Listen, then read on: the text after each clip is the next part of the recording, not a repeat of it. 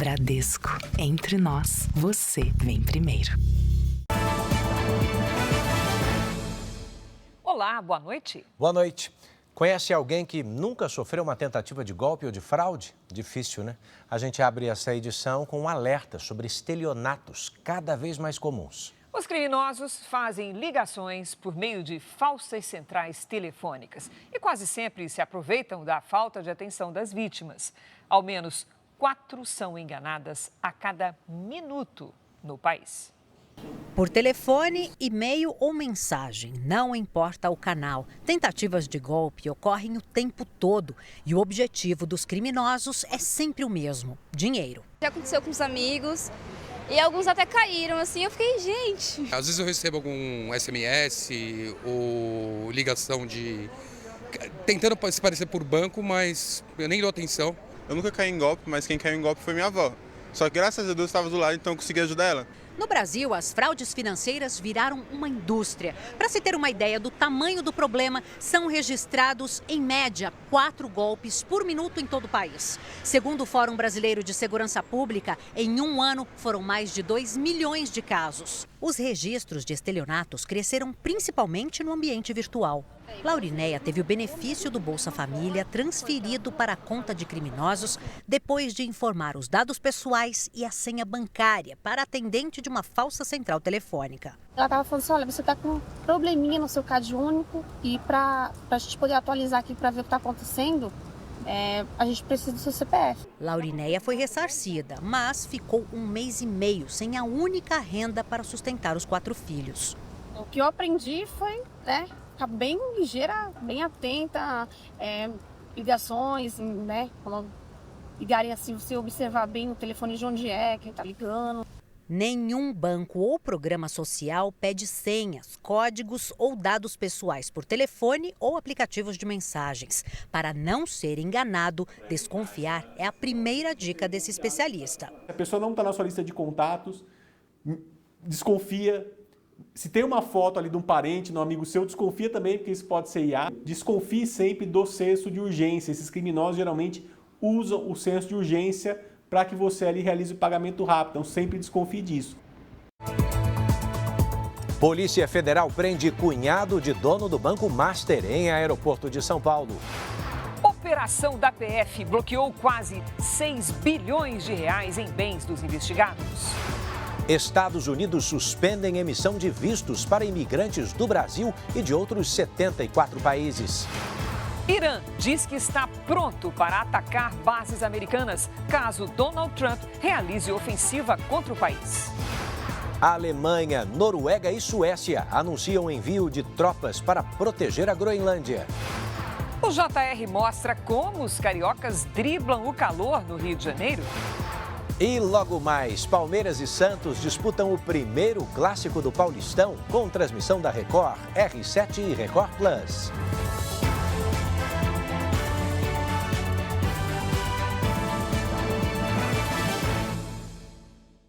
Oferecimento Bradesco e Agro. Isso que é dupla raiz.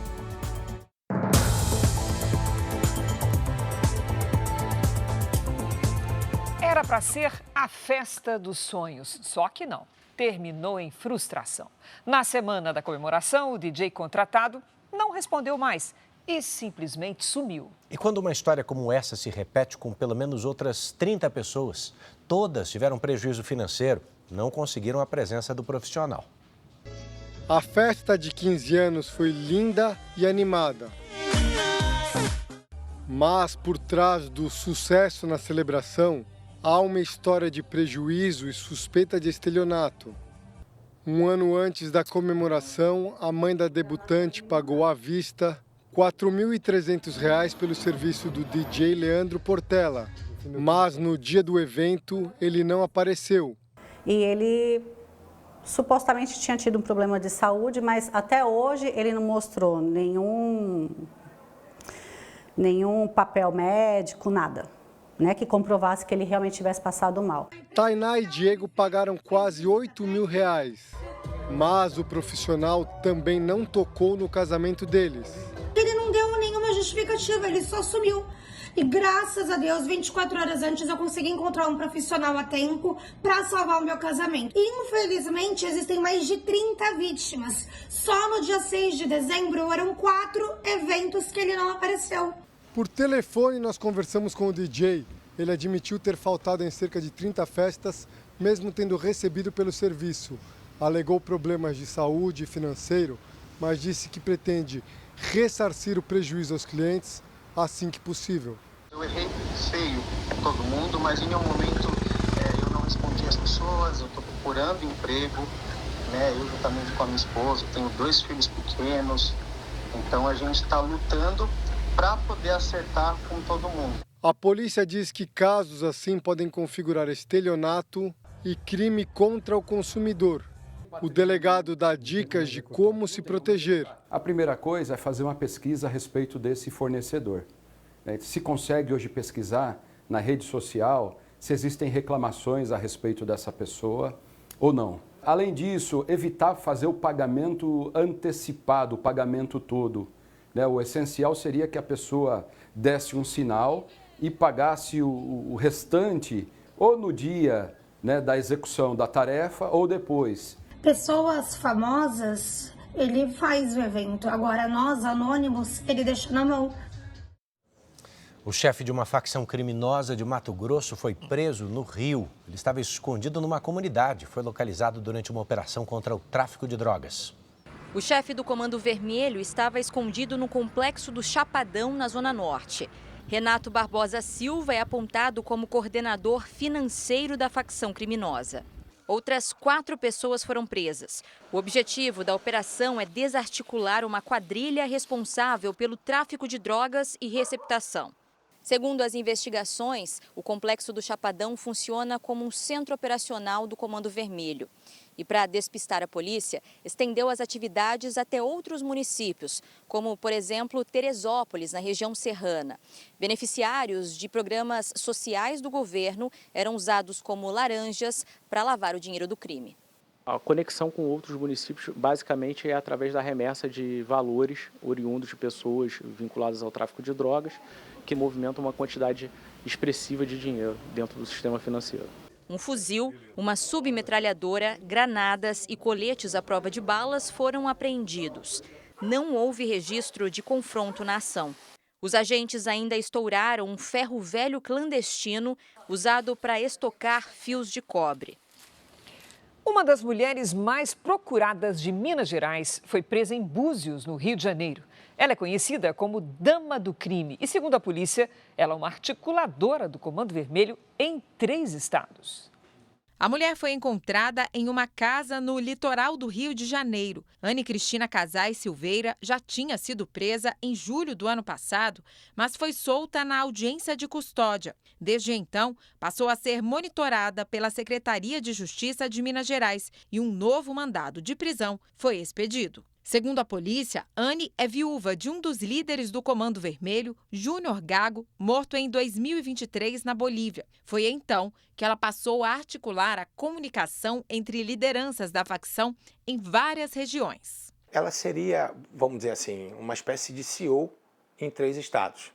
Rio de Janeiro, Mato Grosso e Minas. Toda essa parte de comunicação, toda essa parte de venda especificamente de drogas também, dos pontos no estado todo. Uma invasão no sistema do Conselho Nacional de Justiça permitiu que Anne ficasse meses foragida. Segundo as investigações, um hacker usou as credenciais de um servidor do presídio de Peçanha, no leste de Minas, para forjar o cumprimento de mandado de prisão que havia contra ela, informando que a mulher já estava presa. Um desses responsáveis pela fraude foi recapturado hoje no Rio de Janeiro. Ricardo Lopes de Araújo, conhecido como Dom, é apontado como chefe de um grupo de hackers. Em nota, a defesa de Anne afirma que ela não tem ligações com qualquer facção criminosa e que não fraudou o sistema de justiça para dar baixa no mandado de prisão. O desaparecimento de uma mulher há 30 dias intriga a polícia de Goiás. Ela é corretora de imóveis e havia feito um boletim de ocorrência contra os administradores do prédio onde mora pouco antes de sumir. Este é o edifício onde Daiane Souza, de 43 anos, mora. É também o último lugar onde foi vista. Ela desce os andares para contestar o corte de energia do apartamento dela. Esta outra imagem é de um vídeo gravado por Daiane. Estou filmando porque a minha energia está sendo cortada lá embaixo. Ela chega à recepção e antes mesmo que alguém a atenda, o vídeo é encerrado. De volta ao elevador, Daiane desce ao subsolo, onde apenas proprietários de apartamentos têm acesso à garagem. Não há imagens de Daiane saindo do prédio. Ela não foi mais vista. Já são quase 30 dias sem notícias. Ela mora neste condomínio, aqui em Caldas Novas, e ainda administra 7 apartamentos. A família, que é de Uberlândia, veio até a cidade para acompanhar de perto as investigações. Cerca de um mês atrás, a corretora de imóveis registrou um boletim de ocorrência em que diz que a energia do apartamento dela era cortada mesmo sem débitos. Dizia ainda que era perseguida por administradores do prédio. As investigações estão em andamento e, por enquanto, a polícia não divulga informações. Literalmente, a minha filha desapareceu de casa. Não tem no dicionário uma palavra para explicar isso, não. Literalmente, para nós, é um mistério. A facção Comando Vermelho foi alvo de uma operação em Mato Grosso e outros 5 estados. 130 suspeitos de atuar na lavagem de dinheiro do tráfico foram presos. Um ônibus bateu num poste e derrubou a fiação elétrica em Fortaleza. Passageiros usaram as saídas de emergência para deixar o veículo em meio a faíscas. 2 passageiros tiveram ferimentos leves. As causas do acidente são investigadas. Um ciclista foi atropelado e arremessado para dentro da caçamba de uma caminhonete no interior do Paraná. A vítima desmaiou e só acordou na garagem do motorista, que não teve a identidade revelada. Passageiros foram surpreendidos pela inundação das cabines do 10º andar de um navio de cruzeiro. A embarcação seguia de Búzios para Salvador. Ainda não se sabe o que causou o alagamento. A empresa responsável não se manifestou. A Polícia Federal realizou hoje uma nova fase da operação que investiga a suspeita de fraudes financeiras no Banco Master. Quase 6 bilhões de reais em bens foram bloqueados. Foram cumpridos 42 mandados de busca e apreensão em São Paulo, Bahia, Minas Gerais, Rio Grande do Sul e Rio de Janeiro. A polícia apreendeu dinheiro, inclusive notas de euros e dólares, carros importados, relógios de luxo e armas de alto calibre. O principal alvo da operação foi novamente Daniel Vorcaro, que cumpre prisão domiciliar desde novembro. Segundo os investigadores, o controlador do Banco Master segue cometendo novos crimes, com o auxílio de empresários, entre eles o cunhado, Fabiano Zetel, preso hoje ao tentar embarcar em um voo no Aeroporto Internacional de São Paulo, em Guarulhos, com destino a Dubai, nos Emirados Árabes Unidos. Outro investigado é o empresário João Carlos Mansur, que teve bens apreendidos. No ano passado, ele já havia sido alvo de outra operação da PF, a Carbono Oculto, sob suspeita de contribuir no esquema, que utilizava fundos de investimento para ocultar patrimônio de investigados ligados ao setor de combustíveis. Nelson Tanuri, conhecido por investir em empresas com dificuldades financeiras, também foi alvo da operação de hoje. Ele estava no aeroporto do Galeão, no Rio de Janeiro, e embarcava em um voo para Curitiba. Foram bloqueados 5 bilhões e 700 milhões de reais dos investigados. De acordo com as apurações, os suspeitos estavam desviando recursos para o patrimônio pessoal de Daniel Vorcaro e familiares dele. A operação foi autorizada pelo ministro Dias Toffoli, que determinou que todo o material apreendido seja lacrado e guardado no Supremo Tribunal Federal. O processo segue em segredo de justiça. Ao autorizar a operação, o ministro do STF fez duras críticas à Polícia Federal. Afirmou que outros envolvidos podem estar descaracterizando provas essenciais e deu um prazo de 24 horas para que o diretor-geral da PF explique por que a operação autorizada na segunda-feira só foi realizada hoje. Em nota, a defesa de Daniel Vorcaro disse que ele colabora com as autoridades e que todas as medidas judiciais da investigação serão atendidas com total transparência. A defesa do empresário João Carlos Mansur afirma que não teve acesso à investigação, mas que está à disposição das autoridades competentes. O advogado de Nelson Tanuri afirmou que ele nunca foi sócio do Banco Master e sim cliente, e que as apurações do STF vão comprovar a inexistência de qualquer prática ilícita. A defesa de Fabiano Zettel não respondeu o nosso contato. Os Estados Unidos suspenderam as emissões de vistos de imigração para 75 países, incluindo o Brasil. O objetivo da medida é impedir a entrada de imigrantes que, segundo o governo americano, passam a depender de benefícios pagos pelos contribuintes americanos em níveis considerados inaceitáveis. A suspensão na emissão de vistos de imigração atinge cidadãos brasileiros e de outros 74 países, entre eles Colômbia, Egito e Rússia. Os vistos de estudante e de turismo não serão afetados. Desde junho do ano passado, candidatos a vistos de estudante precisam deixar perfis em redes sociais abertos para a avaliação das autoridades. O governo americano afirmou que os imigrantes que entram de forma irregular no país frequentemente passam a depender de assistência pública após a chegada. Segundo a rede de TV americana Fox News, que teve acesso a um documento com detalhes da suspensão dos vistos, a medida entra em vigor daqui a uma semana. De acordo com o Departamento de Estado, o congelamento permanecerá em vigor até que os Estados Unidos possam garantir que os novos imigrantes não irão extrair riqueza do povo americano. Eu questionei a Casa Branca sobre o impacto da medida nas relações diplomáticas com os países afetados. A secretária de imprensa adjunta, Anna Kelly, respondeu que Donald Trump está colocando a América em primeiro lugar e que as ações do presidente são guiadas pelo que é melhor para o povo americano, não para os estrangeiros. No início da semana, o Departamento de Estado informou que o cancelamento de vistos cresceu 150% em relação a 2024. E segundo um relatório divulgado nesta semana, pela primeira vez em 50 anos, o número de imigrantes que deixaram os Estados Unidos em 2025 superou o de quem entrou, e que essa tendência provavelmente deve se manter em 2026. Em outro caso envolvendo os Estados Unidos, países da Europa anunciaram hoje que vão enviar militares para a Groenlândia. Matias Brotero está de volta, direto da Casa Branca, agora ao vivo para comentar esse assunto. Oi, Matias. Oi, Edu. Boa noite, Cris, e a todos que nos acompanham aqui no Jornal da Record. Até agora, a Alemanha, Noruega e Suécia confirmaram o envio de soldados para a ilha e eles devem começar a chegar ao território já nesta quinta-feira.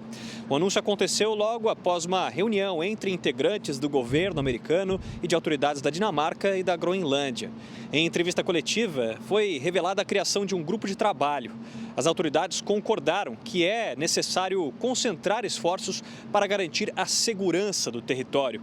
Bem, o ministro das Relações Exteriores da Dinamarca reforçou que não concorda com a posição do presidente Donald Trump. Mais cedo, o presidente americano disse que os Estados Unidos precisam da Groenlândia por, de acordo com ele, motivos de segurança nacional. E que, se isso não acontecer, a ilha vai ser tomada pela Rússia ou pela China. Trump ainda argumentou que a OTAN, aliança militar que inclui a Dinamarca, é mais eficaz com a ajuda dos Estados Unidos.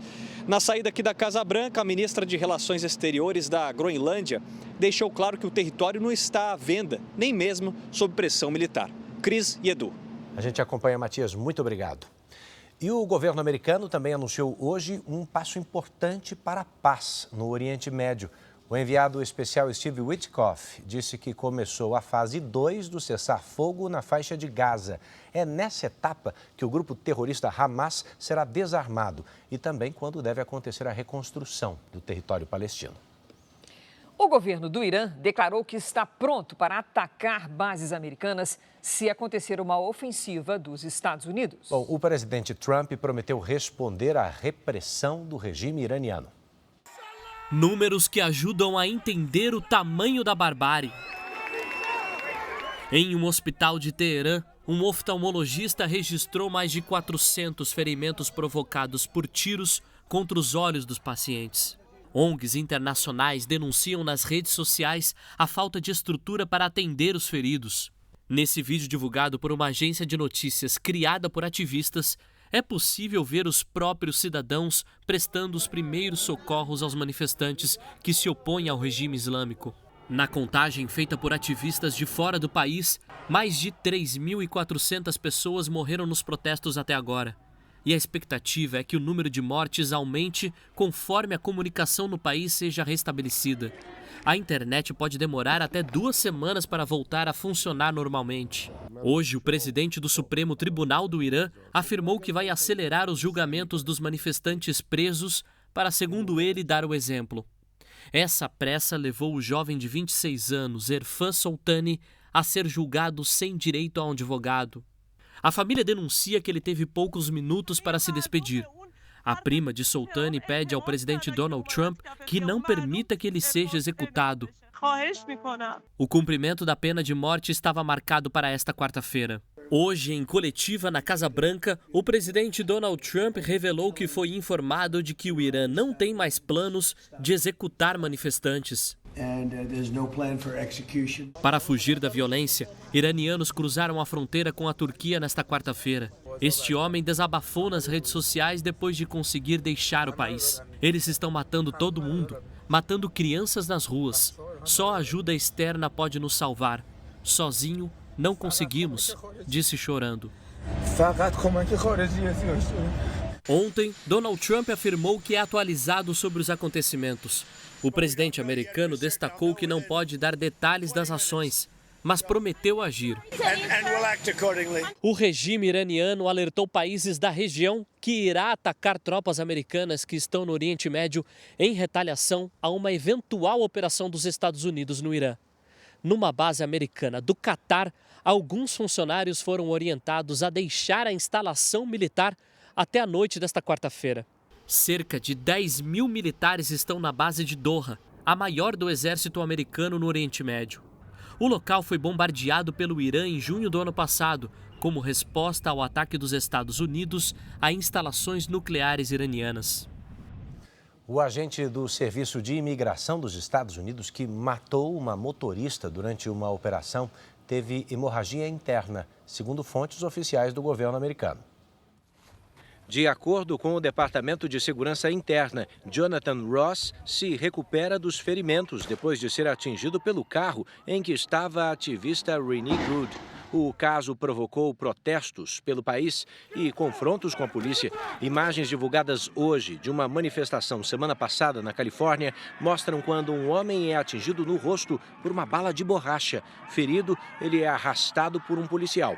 A família diz que houve excesso das autoridades e que ele corre o risco de ficar cego. Hoje, a Justiça negou o pedido para impedir as operações anti-imigração em Minnesota e cidades vizinhas.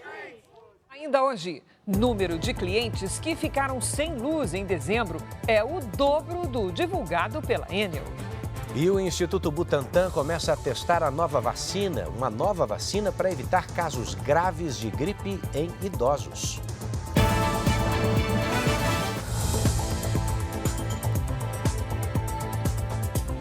Estamos de volta para você saber que o presidente Lula tem até o final do dia de hoje para sancionar o orçamento desse ano. O governo deve remanejar 11 bilhões de reais dos mais de 60 bilhões previstos para as emendas parlamentares. Entre os trechos que o governo já havia anunciado que iria vetar, está o que trata das emendas parlamentares, que devem perder 400 milhões de reais. Mas os valores destinados aos parlamentares devem ser reduzidos ainda mais. O presidente pode remanejar e bloquear alguns recursos. A expectativa é que o corte total chegue a 11 bilhões de reais. O orçamento de 2026 foi aprovado pelo Congresso no dia 19 de dezembro, com previsão total de 6 trilhões e 500 bilhões de reais em despesas, sendo 1 trilhão e 800 bilhões para refinanciamento da dívida pública. O orçamento ainda prevê superávit de 34 bilhões e 500 milhões de reais. O cumprimento da meta fiscal será alcançado se houver déficit zero. Em relação aos recursos para as emendas parlamentares, o valor previsto no Congresso chegou a 61 bilhões de reais. Quase 40 bilhões têm caráter impositivo, com pagamento obrigatório. A relação do Planalto com o Congresso anda estremecida desde o fim do ano passado. Com isso, o presidente Lula deve optar pelo remanejamento dos mais de 11 bilhões de reais em parte das emendas, para evitar uma provável derrubada de vetos pelos parlamentares. A estratégia é permitida por um dispositivo da lei orçamentária, que autoriza a anulação de até 30% em despesas discricionárias, que é o espaço no orçamento em que o governo pode fazer alterações. A perseguição a cristãos atingiu um patamar histórico no mundo. Um relatório divulgado hoje aponta que mais de 380 milhões de cristãos enfrentam perseguição e discriminação severas. A África concentra os casos mais graves. O relatório é da organização não governamental Portas Abertas e revelou que 388 milhões de cristãos estão expostos à perseguição extrema por causa da fé. É o maior número já registrado desde a criação do índice em 1993. A pesquisa analisou o período de outubro de 2024 a setembro de 2025 e mostrou que a intolerância religiosa provocou quase 5.000 assassinatos de cristãos. Outros 4.700 foram detidos. No mapa da violência contra cristãos, 3 países se destacam: Sudão, Nigéria e Mali, todos no continente africano. A Nigéria segue como o país mais letal para os cristãos, com 3.490 assassinatos. Segundo o relatório, o avanço da perseguição segue um padrão.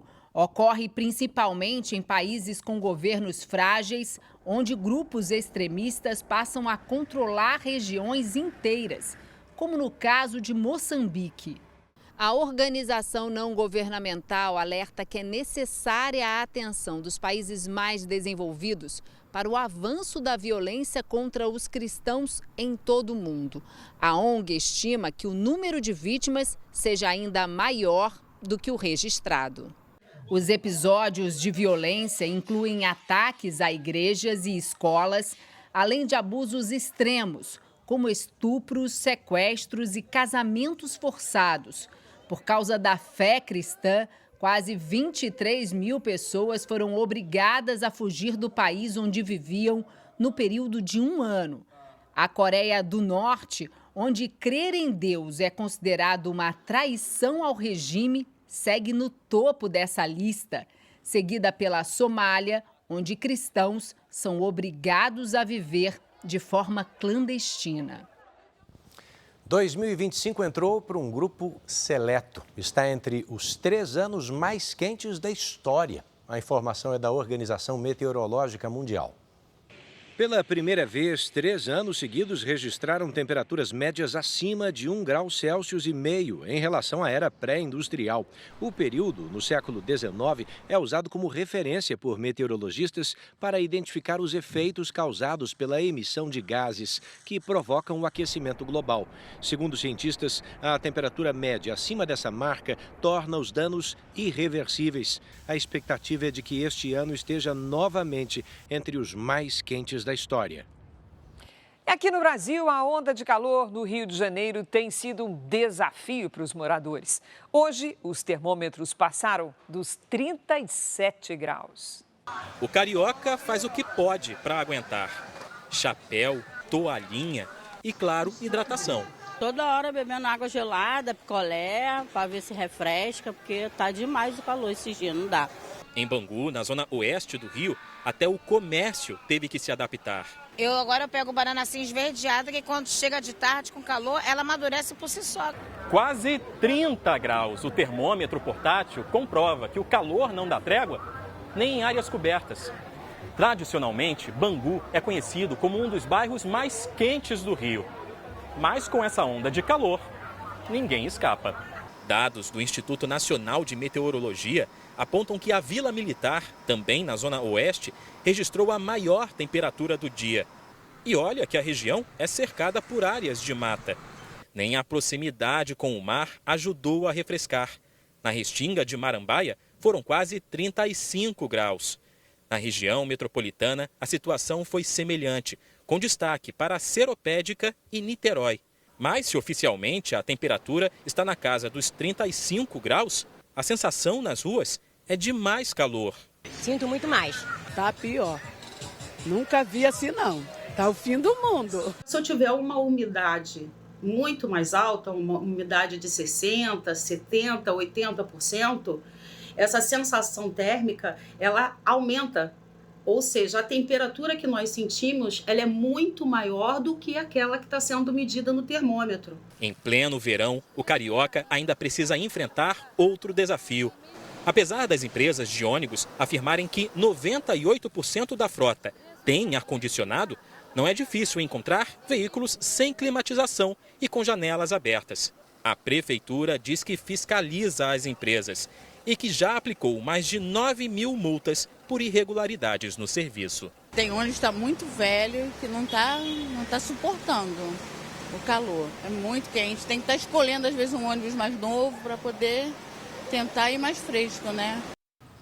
Bom, que o verão é a estação mais quente do ano, você já sabe. Mas por que será que nas grandes cidades, nas metrópoles, a sensação de calor é ainda mais intensa? Pergunta para Lidiane Sayuri. Boa noite, Lidi. Oi, Edu. Olha, isso acontece por causa do fenômeno conhecido como ilha de calor urbano. Boa noite a você. Cris, boa noite. E uma boa noite para você que está com a gente. Nas cidades, a temperatura é mais alta do que as regiões ao redor. Isso acontece por causa do excesso de concreto, asfalto, da falta de vegetação e da grande concentração de veículos e prédios, que retêm e liberam calor ao longo do dia e da noite. O resultado é a elevação da temperatura e o desconforto térmico, provocado pela urbanização. Em São Paulo, dia parcialmente nublado, com alerta para temporais, raios, rajadas de vento e possibilidade de granizo. Faz até 30 graus. Em Curitiba e no Rio de Janeiro, céu encoberto com pancadas de chuva forte à tarde e à noite. Máximas de 28 e de 35 graus. Nesta quinta-feira, a umidade do ar deve ficar abaixo de 30% no interior do Nordeste. As imagens de satélite mostram nuvens de chuva de norte a sul do Brasil. Amanhã, ventos quentes e úmidos mantêm a instabilidade em grande parte do Brasil, com alerta para temporais no Pará, Rondônia, São Paulo, sul de Minas e leste do Paraná e de Santa Catarina. No litoral do Nordeste, do Espírito Santo e do Rio de Janeiro, chuva moderada a forte com ventos. No Rio Grande do Sul e no extremo oeste de Santa Catarina e do Paraná, tempo estável. Em Porto Alegre, faz 36 graus à tarde. Em Vitória, 33. 28 em Brasília, 29 em Manaus e até 31 em Fortaleza. Tempo delivery. O Júlio é de São Bento do Una, Pernambuco. Boa noite, Júlio. Entre quinta e sexta, céu encoberto com máximas de 30 e 31. No sábado, 31 também, com sol entre muitas nuvens e chuva passageira à tarde e à noite. Participe com a hashtag você no JR nas redes sociais. Edu, Cris. Obrigado. Você vai ver a seguir, veterinários fazem tratamento intensivo num falcão que foi baleado no Rio Grande do Sul. E também, Palmeiras e Santos se enfrentam pela segunda rodada do Paulistão com transmissão da Record, R7 e Record Plus. Se vencer, o Palmeiras chega à 100ª vitória no Clássico em Campeonatos Paulistas. Mas, na última vez em que se enfrentaram aqui em Barueri, a vitória foi do time da Vila.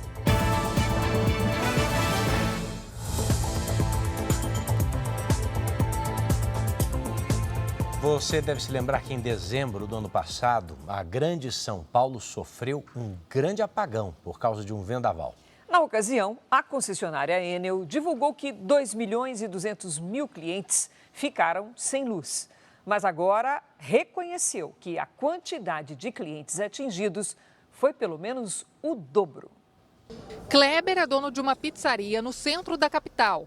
Em dezembro, depois da passagem de um ciclone extratropical, ele ficou quase 80 horas sem energia e teve prejuízo de R$60 mil. Em dezembro a gente tinha 4 confraternizações fechadas E aí, com o apagão, a gente perdeu tudo. Em um documento enviado no dia 19 de dezembro à Agência de Energia Elétrica, a concessionária admite que 4.400.000 clientes ficaram sem energia em 10 de dezembro, o dobro do que havia informado oficialmente. Na época, o helicóptero da Record flagrou vários caminhões parados no pátio da Enel, enquanto os moradores seguiam sem luz.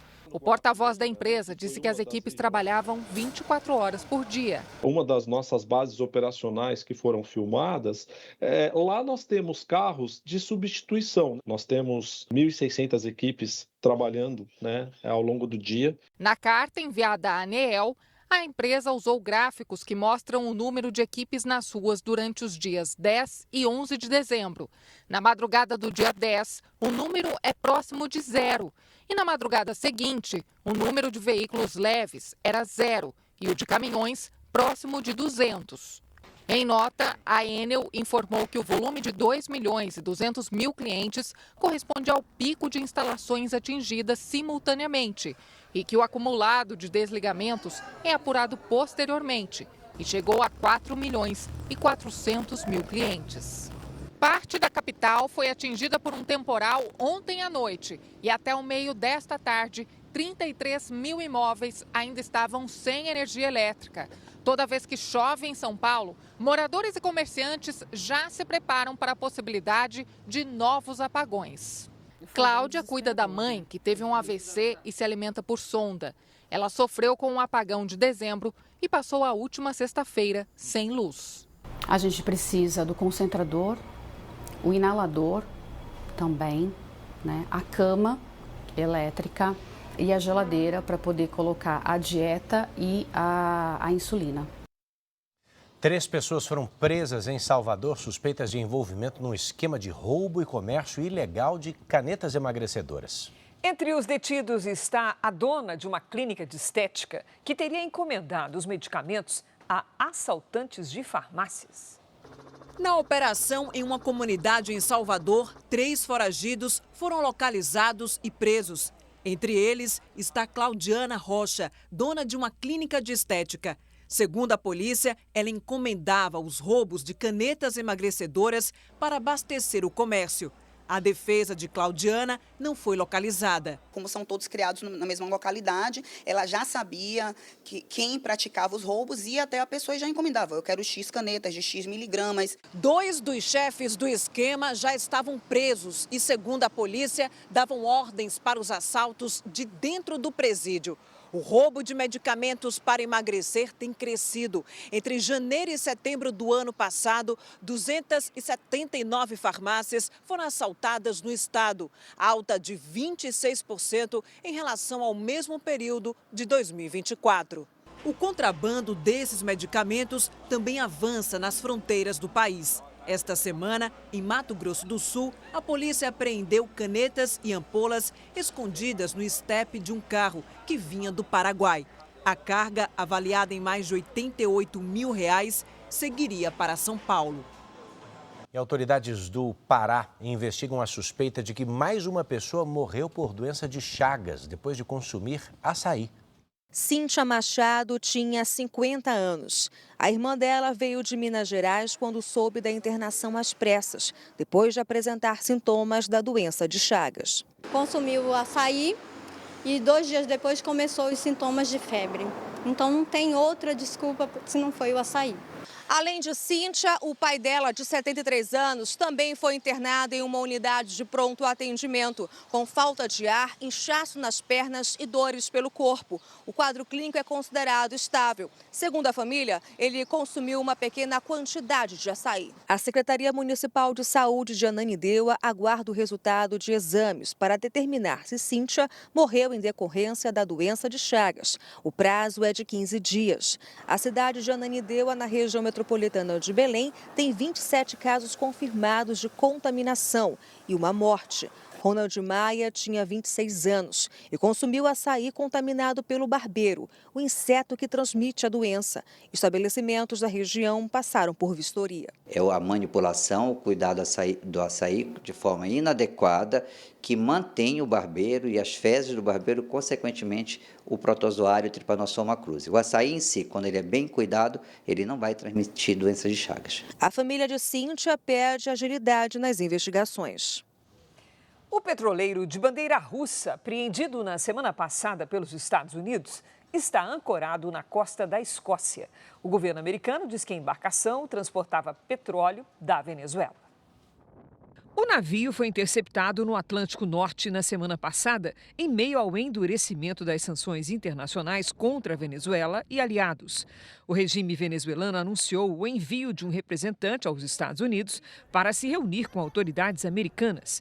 A visita deve acontecer amanhã, mesmo dia em que a líder da oposição, Maria Corina Machado, será recebida pelo presidente Donald Trump. Hoje, o presidente Lula conversou por telefone com o presidente russo Vladimir Putin. Os dois discutiram questões relacionadas a comércio, defesa e estratégias para reduzir a tensão na Venezuela. Pelo menos 32 pessoas morreram na Tailândia quando um guindaste desabou em cima de um trem em movimento. 66 pessoas ficaram feridas. O equipamento que carregava concreto esmagou um vagão e causou descarrilamento dos outros. Os bombeiros ainda apagaram um incêndio no trem. 171 pessoas estavam a bordo. O primeiro-ministro tailandês visitou o local e disse que os responsáveis serão punidos. A segunda rodada do Paulistão já começou e hoje tem clássico na Record, R7 e Record Plus, Palmeiras e Santos. A Paloma Totti está lá em Barueri, local da partida. Olá, Paloma, boa noite. Explica pra gente por que é que o jogo não será no Allianz Parque, que é o estádio do Palmeiras. Boa noite, Cris. Boa noite, Edu. Todo mundo ligado no Jornal da Record. Pois é, o gramado lá do estádio está em reforma, o gramado sintético. Previsão do fim das obras no fim de fevereiro. Enquanto isso, as partidas iniciais do Palmeiras no Campeonato Paulista serão aqui mesmo na Arena Barueri, que pertence à presidente do Palmeiras, Leila Pereira. Vamos girar as informações para o clássico de daqui a pouco. A gente começa pelos donos da casa, o Palmeiras. Bruno Piscinato, o Vitor Roque era dúvida para o jogo. Ele veio para cá para o estádio. Vai para a partida, como é que está essa situação dele? Boa noite para você. Boa noite, Paloma. O Tigrinho veio sim, mas ele não vai começar jogando. O Vitor Roque no banco. A notícia boa para a torcida do Palmeiras é que Flaco Lopes, o outro atacante titular, esse sim foi poupado contra a Portuguesa e hoje vai jogar contra o Santos. O Palmeiras que chega para esse clássico para tentar vencer pela 100ª vez o Santos na história do Paulistão. Mas vale lembrar, na última vez que as equipes se encontraram aqui em Barueri, o Santos venceu. É o chamado clássico da saudade, né? E antes do jogo, aqui momentos antes, a gente teve um momento emotivo, um goleiro que vai deixar saudade pro torcedor palmeirense, o Everton, né? Se despediu, teve uma homenagem para ele foi liberado pelo Palmeiras, deve assinar com o Grêmio. O Everton, que é um dos maiores ídolos da história do Palmeiras, foram 454 jogos, 8 temporadas, 12 títulos, mas o gol do Palmeiras agora não terá mais o Everton, terá Carlos Miguel hoje durante toda a temporada, Paloma. Valeu, Bruno. O Everton, goleiro mais vitorioso da história do Palmeiras. Do outro lado, o Santos, que também venceu na estreia do Paulistão. Hoje vem como pra cá, Duda Gonçalves. Teremos Gabigol? Boa noite pra você.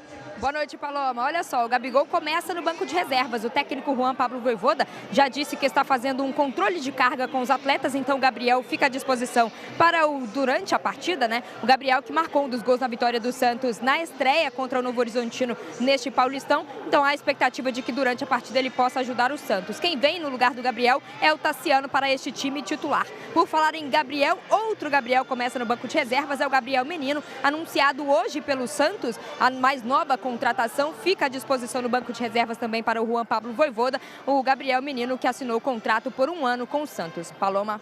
Obrigada, Duda. Na Copinha, Palmeiras e São Paulo passaram para a terceira fase.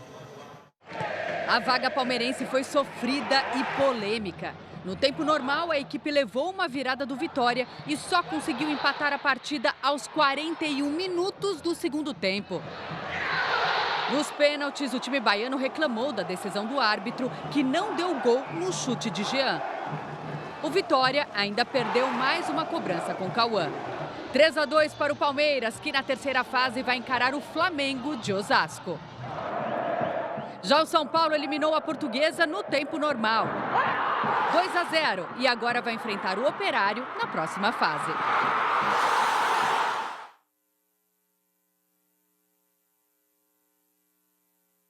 Daqui a pouco, então, tudo pronto por aqui. Teremos o primeiro clássico paulista do ano, Palmeiras e Santos, ao vivo na tela da Record, coladinho com o Jornal da Record. Eu volto com vocês aí do estúdio. Estamos aqui esperando. Obrigado, viu, Paloma?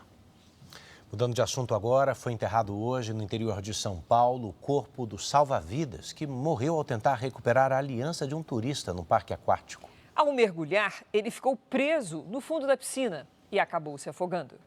No dia seguinte ao acidente, o parque aquático em Itupeva, interior paulista, permaneceu fechado. O afogamento aconteceu na atração conhecida como Waterbomb, ou bomba d'água em português. O brinquedo tem 3 tobogãs fechados, com descida até uma piscina de quase 3 metros de profundidade. Segundo o boletim de ocorrência, uma turista pediu ajuda após perder a aliança na água. O salva-vidas mergulhou para procurar a joia, mas ficou preso no ralo de sucção da piscina e se afogou. Guilherme da Silva Domingos, de 24 anos, chegou a ser encaminhado a um hospital da região, mas não resistiu. O corpo do jovem foi enterrado aqui em Bragança Paulista, onde nasceu.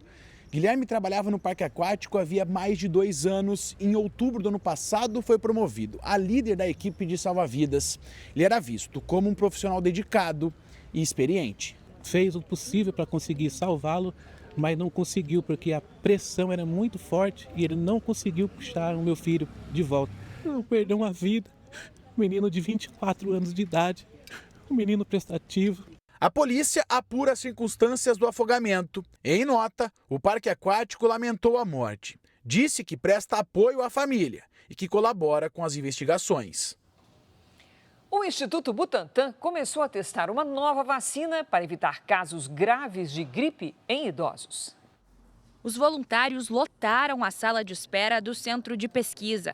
A dona Maria vai participar de um estudo pela primeira vez. Você toma vacina e fica tranquilo. Então, não tem coisa melhor, né? O Instituto Butantan testa uma vacina contra a gripe pensada para pessoas com 60 anos ou mais. Em 2025, o Brasil registrou 13.678 mortes por síndrome respiratória aguda grave. Nas últimas semanas, a mortalidade segue concentrada, principalmente em idosos, enquanto a incidência é mais alta entre crianças pequenas. O que o Butantan fez foi desenvolver um adjuvante, que é uma substância que estimula o sistema de defesa a responder à vacina, para que as pessoas com mais de 60 anos justamente possam responder melhor a essa vacina. Participam dos testes mulheres e homens acima de 60 anos, saudáveis ou com comorbidades controladas. Parte dos voluntários recebe a vacina em estudo e outra parte, uma vacina da gripe de alta dose, para comparar a resposta dos 2 imunizantes. Além de São Paulo, a primeira fase de testes em pessoas acontece nos estados da Bahia, Sergipe e Pernambuco. São 300 voluntários. Os resultados de segurança vão ser avaliados por 2 meses e, caso aprovados, começa uma nova etapa, com quase 7.000 participantes. Dependendo dos resultados, a vacina poderá ser incorporada ao SUS. A gente ter essa vacina é justamente na prevenção de casos graves de hospitalização e morte e que, se a pessoa pegar gripe, que ela tenha um quadro mais leve, que ela não precise de assistência médica, isso não coloque a vida dela em risco. O seu José tem 83 anos. Mais uma vez, decidiu ser voluntário em uma pesquisa. É saúde, temos que confiar na ciência e na medicina. Veterinários do Rio Grande do Sul fazem um tratamento intensivo em um pássaro muito especial, o falcão peregrino, baleado enquanto sobrevoava a região do Vale dos Sinos. Considerada uma das aves mais rápidas do mundo, essa espécie migra para o Brasil durante o verão. O falcão peregrino foi encontrado ferido às margens de uma rodovia em Novo Hamburgo. O animal está com a asa direita ferida por um disparo de arma de fogo. O tiro foi de baixo para cima, então provavelmente ele estava voando, né? E a pessoa atirou com a arma, né? E acabou lesionando, né? Uma área nobre. A ave é natural do hemisfério norte e considerada uma das espécies mais rápidas do mundo, podendo atingir a velocidade de 300 km por hora em voo. Ele consegue voar entre continentes, ele vai até os Estados Unidos, ele volta aqui para o Brasil, ele precisa disso para a vida dele, para conseguir o ciclo dele. A ave foi trazida para o Núcleo de Conservação e Reabilitação de Animais Silvestres da Universidade Federal do Rio Grande do Sul. Como ele está ferido na asa e não pode voar, ele deve permanecer aqui por pelo menos 60 dias. A nossa maior preocupação é não conseguir reabilitar essa ave para a natureza, não conseguir fazer ela voltar a voar.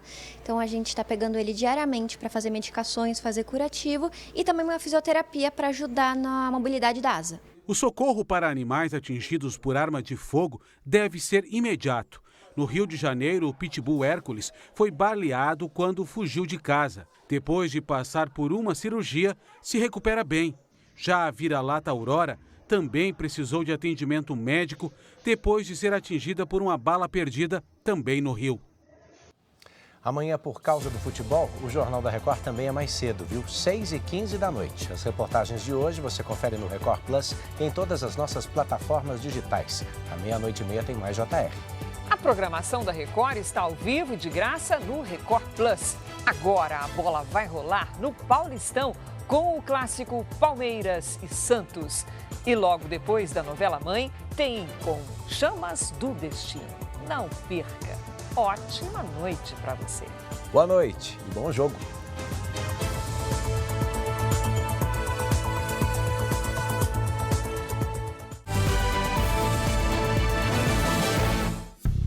Bradesco. Entre nós, você vem primeiro.